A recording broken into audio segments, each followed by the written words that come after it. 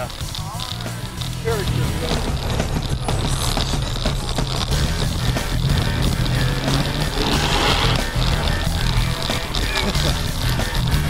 Gas to make up for that lost time. Yeah.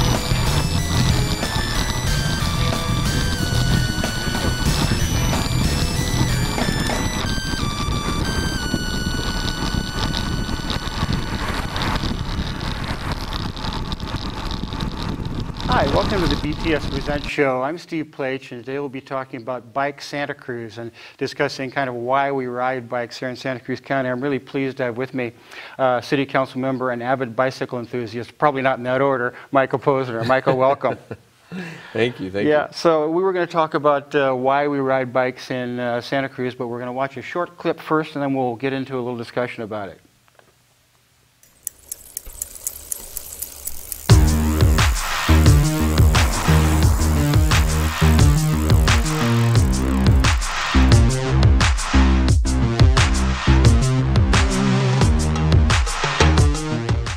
Well, for me, riding a bike to me, it's just slowing down and just admiring what's around me and being more aware of what's out there.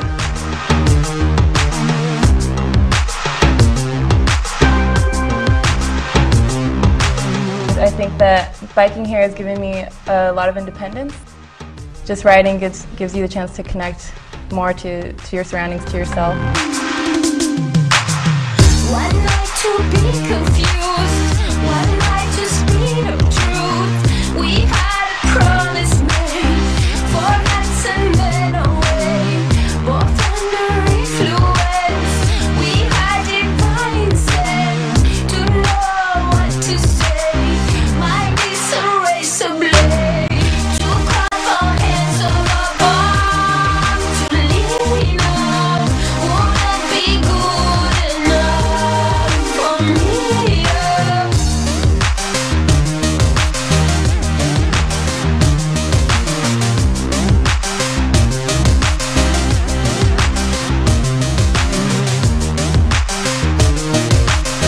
We don't ride because we have to. We ride because if we don't, we will. So that's some great footage. You know, as we know, Micah, Santa Cruz is really a tourist destination and a very eco-friendly, bike area. Why do you think that is, that we're so eco and bike-friendly here in the community? I think people have good taste in being alive here in Santa Cruz, you know. It's just a lot more joy. It's an expression of joy and love to walk and ride your bike. Yeah, and we have some photos here you can see as we go through the Santa Cruz Beach Boardwalk, the bridge to Southern California, bicycling along Cliff Drive overlooking Pacific Avenue. So I was actually on that ride with the teenager. Oh, is that right? That was Oscar, my man Oscar. A little shout out. We rode to Monterey. Oh, fantastic. With 25 youth, Greenways to School. And my daughter joined us in Watsonville. And Mike, of course, you former executive director of People Power, now Bike Santa Cruz County, and you're very identifiable riding around on your bicycle. Unfortunately, recently, your bike was stolen. So tell us a little bit about that. Yeah, I have a cargo bike with a big front to it, but my main bike, the one that's I can go a long way, the one I rode to Monterey and the one I ride to Salinas, and I ride to meetings in Watsonville, whatever. Yeah, it's a touring bike, and it was stolen. It makes me sad as a council member to say that it was stolen. It was locked at City Hall during the day. So I must say we do have a problem with bike theft in Santa Cruz. It can happen to the best of us in the safest of situations, right? Yes, it was. But what happened is that the whole community was just really dismayed. I was dismayed. Yeah. and the whole community was dismayed, and people were looking for it. And I put out pictures, and a few days later, like 5 or 6 days later, someone called me and he said, "I have your bike." Yeah. He wasn't quite sure, but he was pretty sure he had my bike. The reason he wasn't quite sure is someone had painted it black in the interim. But this friend of mine was so determined. In fact, when I first lost my bike, he told me, "We're going to find your bike." And I was like, "Okay, I hope so." And so he saw it, and even though it was painted black, he recognized certain things about it. There's a special kids rack on the back that has a little hole in it, and blah, blah. And he called me. I went down, and I said, "Yes, in fact, that is my bicycle." Wow. And indeed, it's sitting right behind you. I don't know whether we can get a shot of this, but there's your bike sitting there. We also have, it's interesting, a short video tribute to Micah's bike to celebrate the recovery. So let's see that. Sounds, I want to see that. That sounds joyous.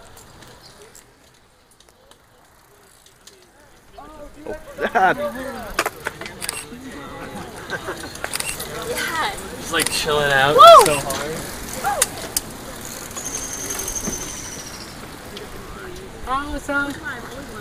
Yeah! Yeah! Yeah! Yeah! I think so. Yeah, that's my bike. Wow. Thank you so much. You're welcome. That is so kind.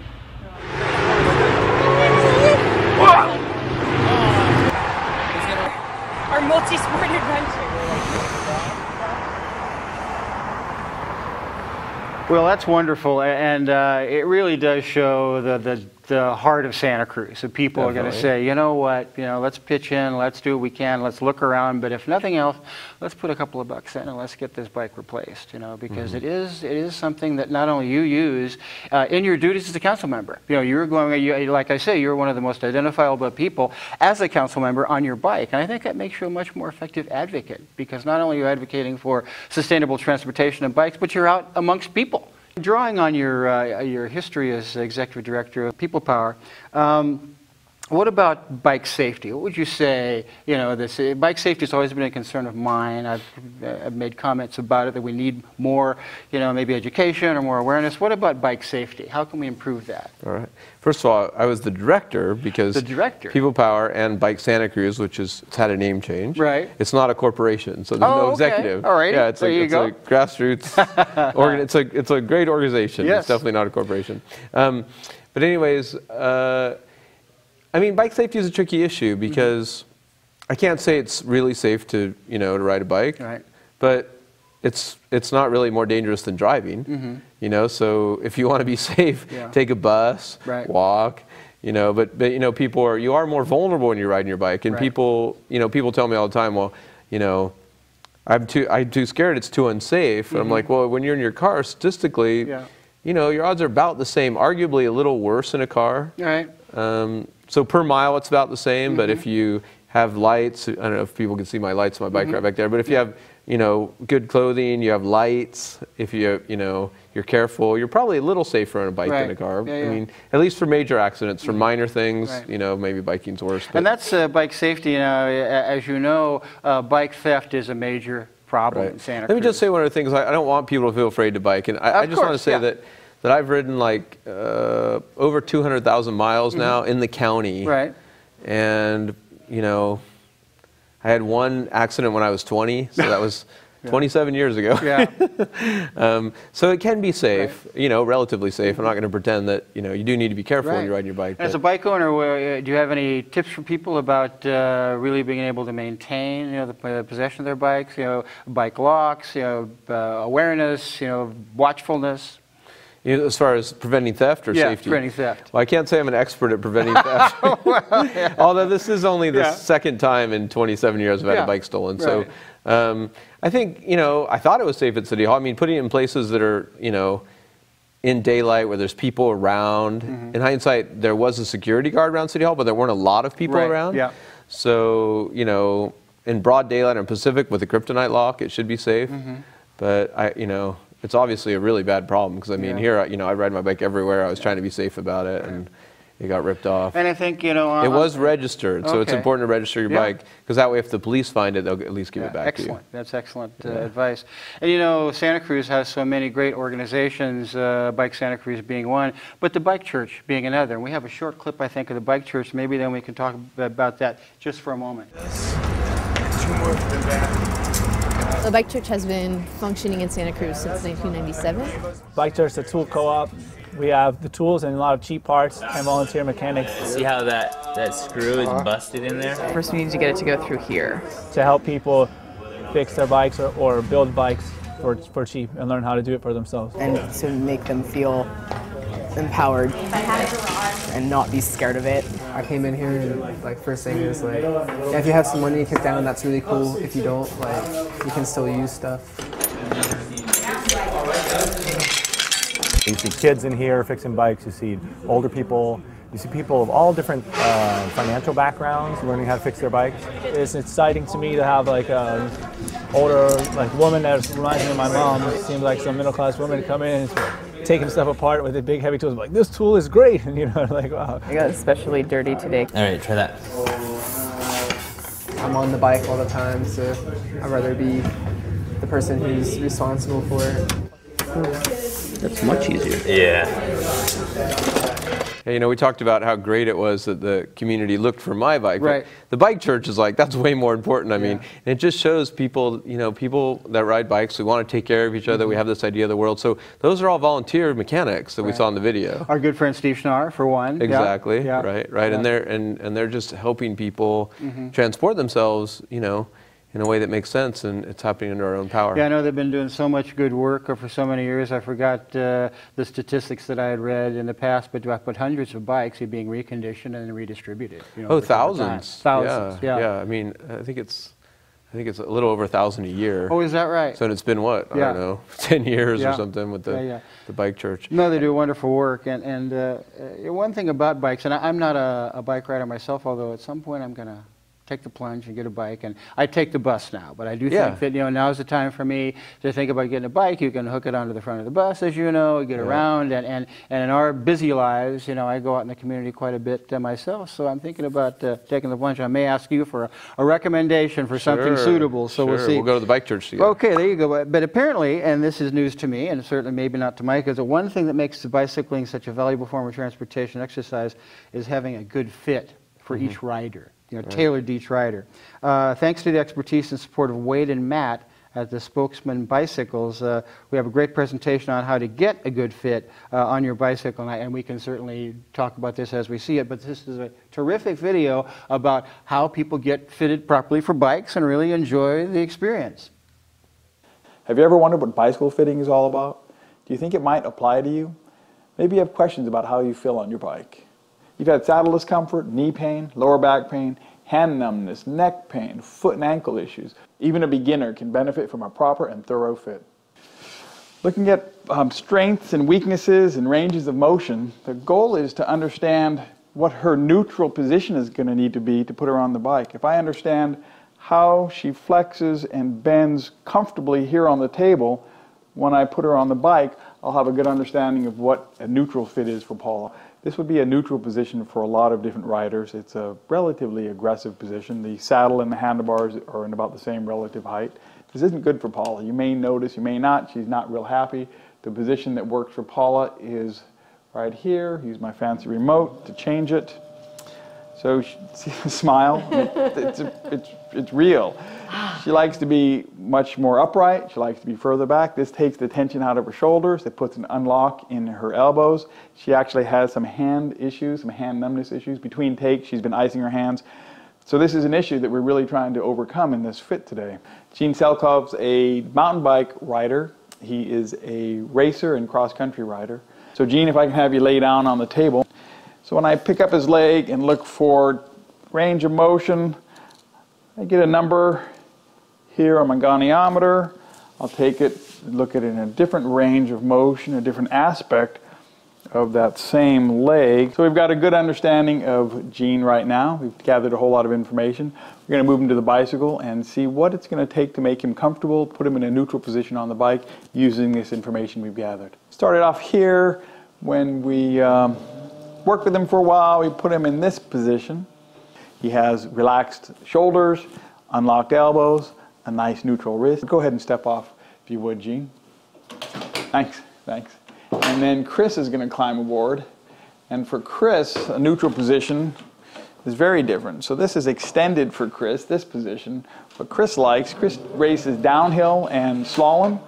Chris's experience on a mountain bike is much different. His neutral position is much different. A downhill rider, when you fit them, they actually do something no one else does in the fit room. They will actually stand and test the fit standing. It's a whole different experience. So what's neutral for him, he's going to be doing literally 40-foot jumps. 20 and 30-foot gaps are the norm in his world. He needs a bike that works in a completely different position than anyone else's bike. Gene's cross-country, concerned about going uphill fast. Chris is downhill, concerned about going downhill with incredible control, flying through the air with incredible control, landing, jumps, and staying alive to compete another day. So this is the neutral fit for Chris. Both mountain bike riders, two completely different experiences in mountain bike. This is Dave Hopkins. He's also a fitter here at the store. We're demonstrating a time trial / triathlon fit now. So I'm going to have you, Dave, lie down if you would on your back. Some of the things we discovered in the physical assessment portion with Dave, when I take his leg and bring it up this way, we're looking to see how much clearance and how much mobility he has. That's something in a time trial it's so much more important. For every fit we do and every rider we look at when we're doing a full three-dimensional fit, we'll look at this stuff. With the time trial fits, every point, every issue is so much more important. There's so many issues because this fit on a time trial bike is an extreme fit. It is as extreme a fit on a bicycle as you can get. There's so many issues on a time trial or triathlon. So with Dave, what we've discovered is his range of motion here is right about to there. That's where I can easily move his leg. And with some riders, we can actually take their femur and easily lay it against their chest. With Dave, I can move it against his chest. He doesn't mind. And really, that's quite a bit of force. That's not comfortable to get it right here. When he's riding the bike, we have to make real sure that the pedaling range we put him in is right here. So when he goes down on the pedal stroke and up, we don't want to exceed this point in the pedal stroke. If we do, it's just beyond what his body can do. If you'll notice, I have his femur and his chest, they're right up against each other. On the table, there's no way we could get Dave's femur against his chest. He didn't have that kind of flexibility.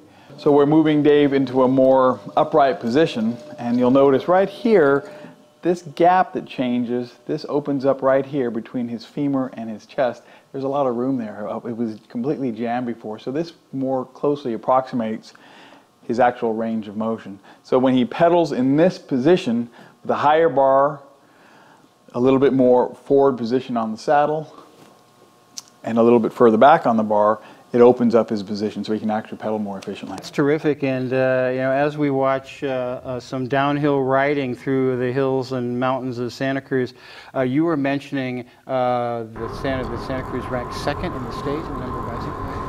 Yeah, that's right. We've hit 15%. Really? Yeah, that's people that ride to work, although, you know, arguably even more for school and other things. Right. So and that puts us second only to Davis in the state of California. Really? So we're really proud about that. It's really exciting. And I think one of the things that really encourages people to ride is we have, you know, some 57 miles of bikes, bike lanes and bike paths. And we may, in the future, if we're lucky, have a rail and bike trail that you've been instrumental kind of in pushing forward. Tell us a little bit about that. Well, we're definitely going to have that. Okay, all right. That's a definite. I don't know exactly how long it's going to take, but we're definitely having it. In fact, you heard it here, folks. Yeah, in fact, 5 miles of that trail have already been funded. So the section that would go from the San Lorenzo River, the Trestle Bridge, all the way up through the west side to Wilder Ranch and then up to Laguna Creek, close to Davenport. Yeah. That part's already been funded and it's in the design phase. Yeah. So and now we want to go, of course, east through the rest of the county to Watsonville.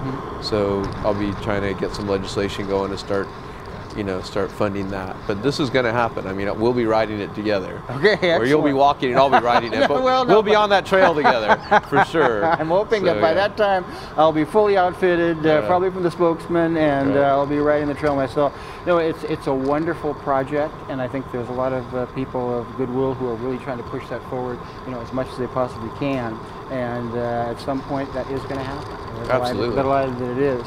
While we're still watching this, you can see this reminds me of when they had the tour of California.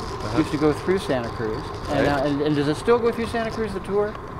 Probably not. It just depends. It moves every year. Yeah. So. But I can recall watching it on television and watching some of the same routes as we see on these. Yeah, this is Empire Grade. Yeah, they were going down Empire Grade. It's very exciting. Yeah. You know, and I think it really encouraged people, you know, to get out and through watching people ride and the joy they get in riding, you know, really motivates people to say, you know what, I think I want to get out there and do that. Well, riding your bike or walking is an expression of being alive, you know. I mean, it's funny because sometimes my wife she'll want to drive to Watsonville or something, and she's going anyway, so it's not about pollution. But I just don't want to. I want to ride my bike because why be in a little metal box? I mean, we're boxing enough already if you work at a computer and office.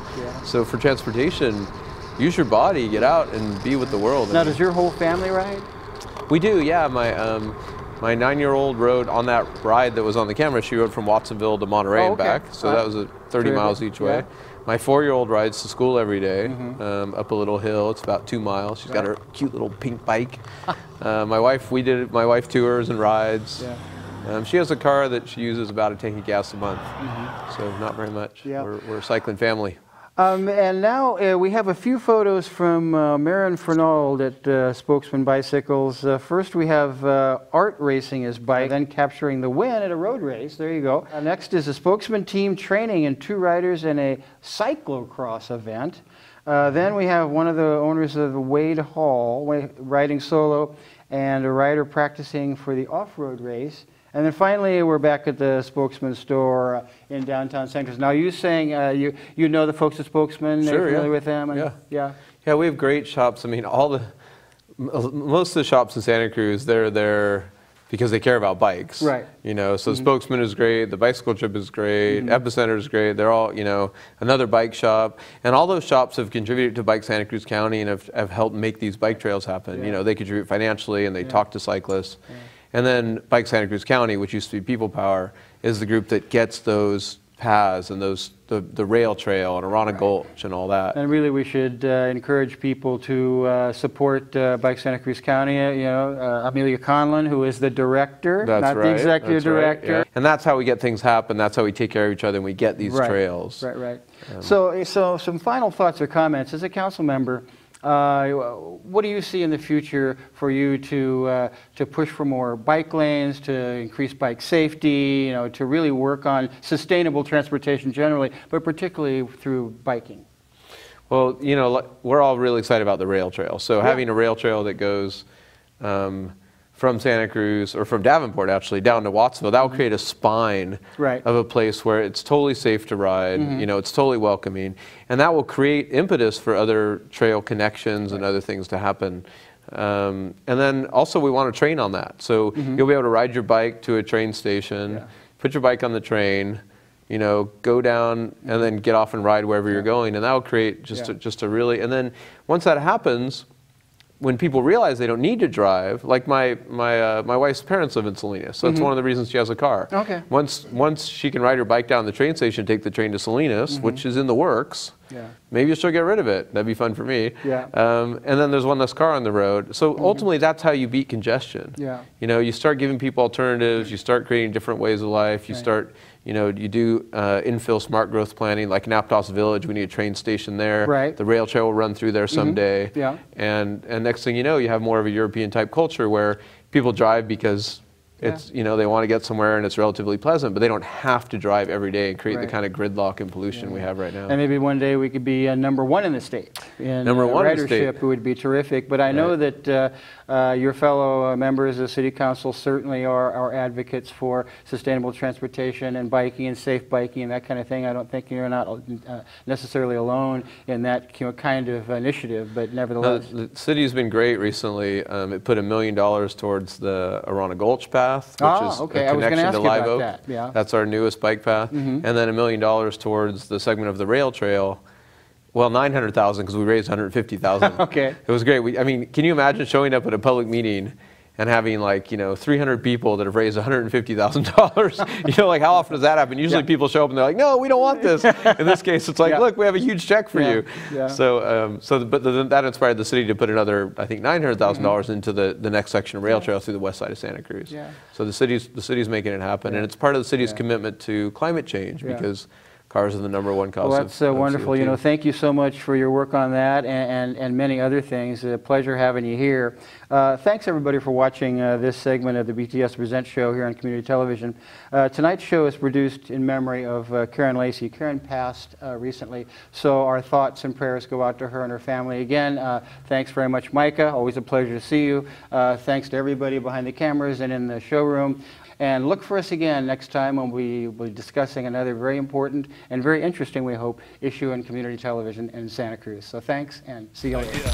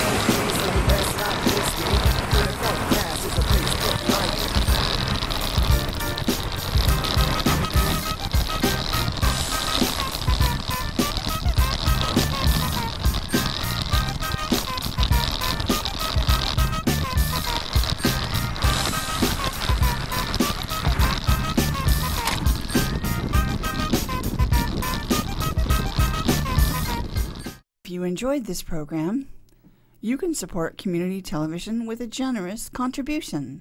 Send your tax-deductible donation to CTV 816 Pacific Avenue, Santa Cruz, California, 95060. You can also support CTV by giving a donation online at www.communitytv.org. Then press the donate key. I'm part of a new team of superheroes and will be taking to the streets for the first ever Santa Cruz Kids Bike Party on Friday, September 18th. Come to the Museum of Art and History, 705 Front Street. Between 4 and 5, we'll be making fabulous cakes, decorating helmets, and decorating our bicycles. At 5 p.m., we will take off on a community bike ride on the Santa Cruz River Walk. Come one, come all. Appropriate for all skill levels. Pow! Blam! Shazam! Kabooey!